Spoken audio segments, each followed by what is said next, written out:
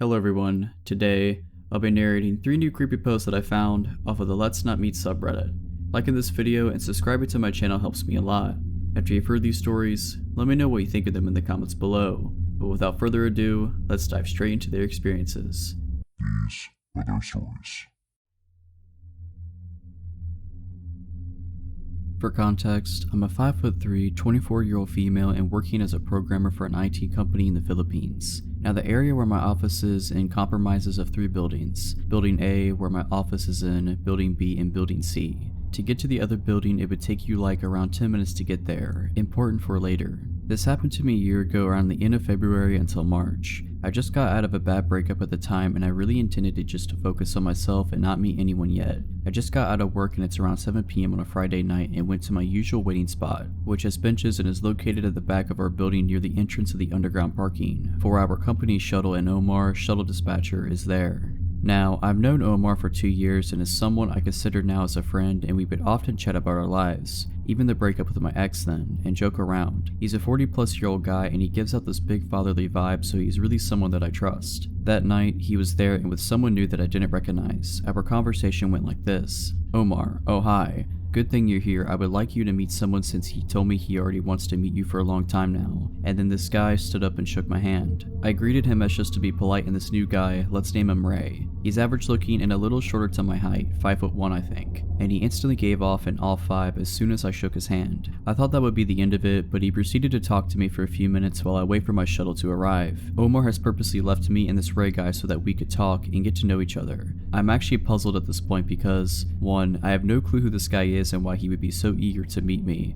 and 2, I clearly told Omar before that I'm not into meeting anyone just yet. But for the sake of being polite and nice, I talked to Ray, but we never reached any personal questions, exchanging numbers, social media accounts, or even telling him my full name. I just told him my nickname, and I left it just as that when I finally got on the shuttle. Fast forward to a week and Friday again, I got off at work in the same time and surprise surprise, Ray is there again with Omar and a security guard. They were chatting, but as soon as I came, Ray instantly greeted me, and at this point, I'm a little creeped out as I expected our encounter would only be a one-time thing. I just said hi and brushed him off and sat on the benches to wait for my shuttle again, and of course, as this guy doesn't seem to know the definition of personal space, sat beside me and talked to me again, but this time he's asking for my cell phone number. I told him off and clearly said that I'm not giving out my number to strangers and just giving him one-word answers just to give an impression that I wasn't interested at all. He would ask, why wouldn't you give your number? I just want to be friends. And I could see it in his face that he was getting frustrated every time I told him I wasn't giving it to him. This happened while Omar and the security guard was looking at us from afar, but this went on until I got on the shuttle again.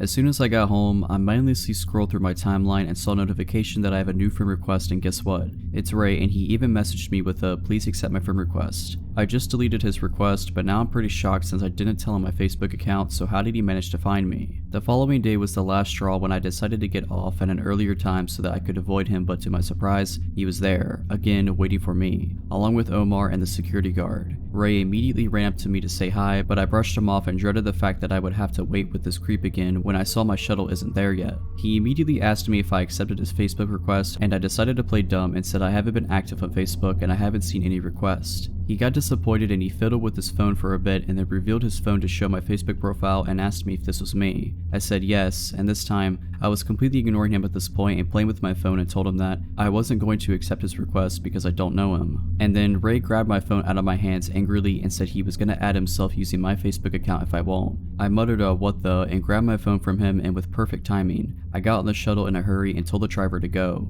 At this point, I could confirm that this guy could be stalking me and now knows my daily schedule and social media accounts. I reported this incident to my manager and told her how this was already happening for some time now. She was surprised that I didn't report it earlier, but I blamed it on my lack of assertiveness and fear that I might be overreacting to his advances. We reported the incident to office security and told them what happened, and they couldn't do anything at first as, 1, I need actual evidence about my allegations to him, and 2, I only knew Ray by his first name and they would need more information than that. I didn't bother to ask where he's from or if he's even working in our office/building, which is dumb of me and I should have asked in the first place. My manager then decided that I should be at least accompanied by some of my office mates to confirm the situation, and the guys volunteered to accompany me every time I got off work. They accompanied me for a couple of days, and no matter what time I got out, Ray was there to harass me. I felt bad for my office mates as they had to deal with his BS as well. First instance, when he saw I was with my office mates, I could see the visible anger in his eyes, and he would try to butt in our conversation even if we were ignoring him. At one point when I'm talking with my office mates, he let out an exasperated sigh and said, "Can I talk to you for a second, please? What do you want?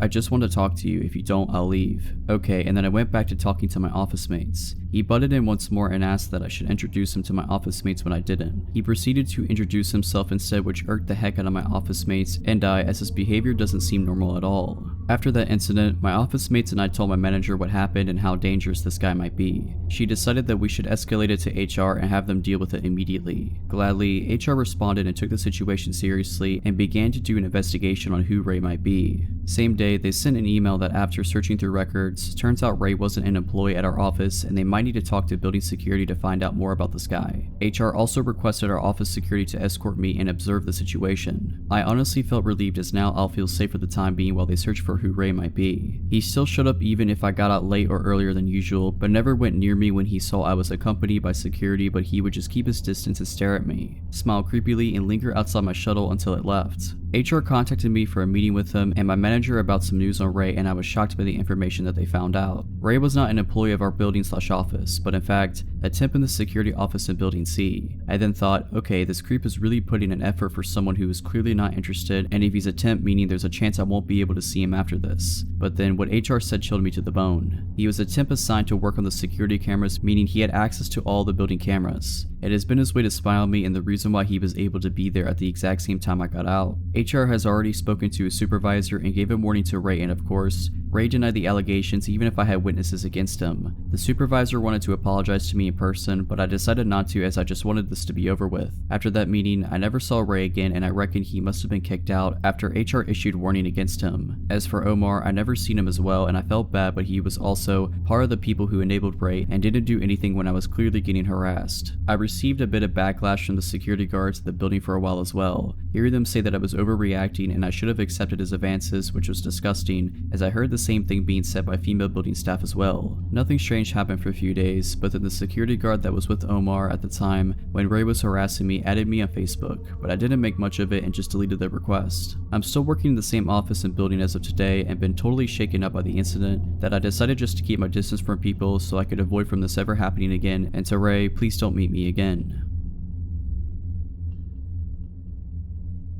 This story is of my brief friendship with a guy that near stalked me, and I'm sharing it for some closure, I think. I started my freshman year of college at a university in my hometown that's pretty nice. I'm not going to share too much about it, but it has a smaller amount of students but enough that you don't really run into people often. I lived on campus and I was only 17 at the time. I had Tinder, of course, as I was fresh out of a relationship and looking to experience new things in college. I matched with this one boy, Asher, who seemed nice enough, pretty socially awkward, but I never really minded because I have anxiety issues myself and I'm really sympathetic to it. Because of that, I ignored a lot of warning signs I shouldn't have. We texted for a while and he seemed really nice and caring. He wanted to know a lot about me, which I wasn't too keen on sharing, but I told him the basics and we texted kind of regularly. He lived on campus as well and invited me to hang out. At that time, things didn't seem too sketchy, so I was completely down. When I first met him, that's when things started to get uncomfortable. We hung out in his dorm, which is pretty standard overall. I got cozy with him on his couch. I'd say almost cuddling, but not quite. Still, really standard. When we started talking more, I realized how uncomfortable things really were. He kept making comments that just put me off, but I tried to ignore them. Things like, I've never really cuddled with anyone before, sorry if I'm doing it wrong.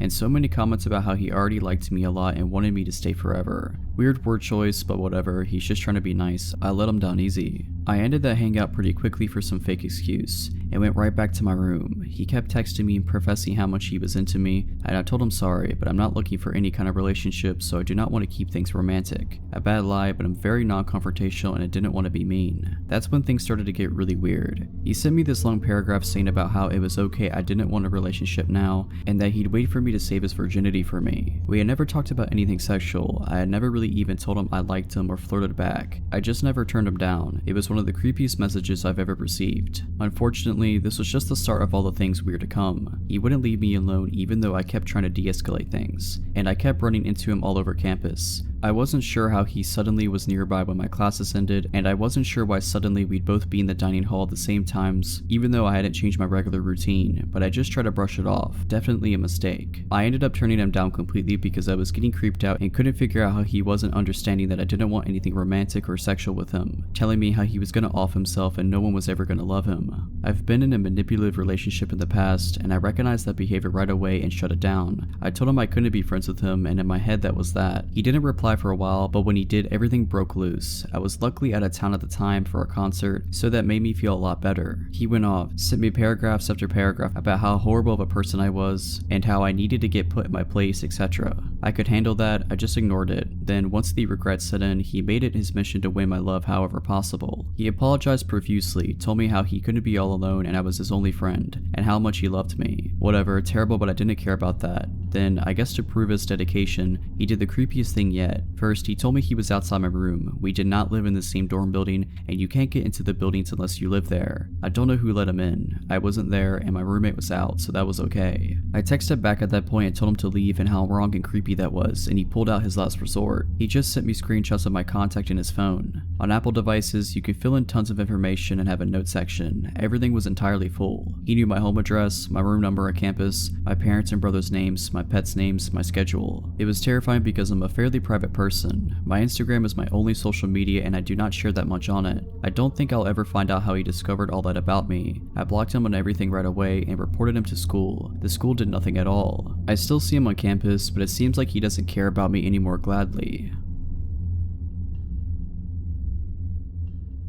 I was around 16 years old when this happened to me. It was just me and my dad at our house, and since he was a businessman that traveled frequently, I was left home alone quite often. First of all, I'm going to try to do my best to describe you the layout of my house so you can better understand my situation. My house is pretty small since it's just my father, my dog, and me living in it. There's a long hallway full of full-size windows separating my dad's room and mine. Our dog loved to look out the windows, so we always kept them open enough for her to look out. I'm the last room at the end of the hallway. In between the two rooms is my bathroom and a spare room. All the rest is irrelevant. Let's get to it. It was around 11 p.m. when the worst night of my life began. My dad was passed out in bed after a long day, and I was mindlessly dancing around my house getting ready for bed. I just hopped in my shower, not knowing what was coming ahead, when my dog starts aggressively barking up a storm. I walk out the bathroom and go out and explore. I head to my room to throw some clothes on while my dog is still barking. Months before, I'm not sure how I managed to break my door handle, but you don't have to twist the knob to open it. All it needs is a small push. Scared, I barely managed to put a shirt on when my dog opened the door. I looked to see her enter my room. While in the midst of barking, that's when I saw it. There's only one window that has vision to the opening in my room, and in the corner of it I saw a face. It was dark, so I took a second to comprehend what I just saw, but when I finally realized it, I screamed. My dad owns lots of guns, so when he heard me scream, he ran out with a pistol. He asked me what happened and could barely mutter what I saw. He ran outside to see if the man with the terrifying face was still near. We stood out there for maybe a minute scanning the area. A man was casually strolling towards us from the opposite direction from about 100 yards away. I knew it was him. I got that feeling in my stomach that you can't mistake. It was like he was trying to cover up that he was there by coming from a different direction. But he didn't fool me. You better stay away from my daughter. You see what I have here, you know what this does. Holding up his gun, I could have sworn my dad was gonna shoot. The man brushed these threats off easily. My dad and I went back inside. He went back to bed like nothing had happened, but I could not sleep a wink. I kept thinking he was gonna come back and hurt me because of the threats to him. We called the cops the next morning and they came and scoped out our house. He looked around the house trying to calm me down, but I was still pretty shaken up. He went to the front yard and that's when he saw it. In front of the windows in the long hallway there were small bushes, nothing much. The cop from outside went to the window that had view of my room and there it was. If he tried to tell me the news without making me more upset, he failed. There were incidents in the dirt right in front of the window. That meant he knew where he needed to look for you, and it seems as if he had come here more than once because of the broken pieces of bush and the divots in the ground.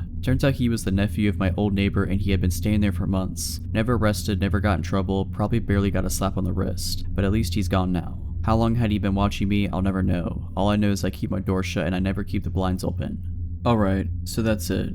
Hope you enjoyed this video. If you did, consider liking this video and subscribing to my channel. Let me know what you thought of these stories in the comments below. But as always, Have a nice day.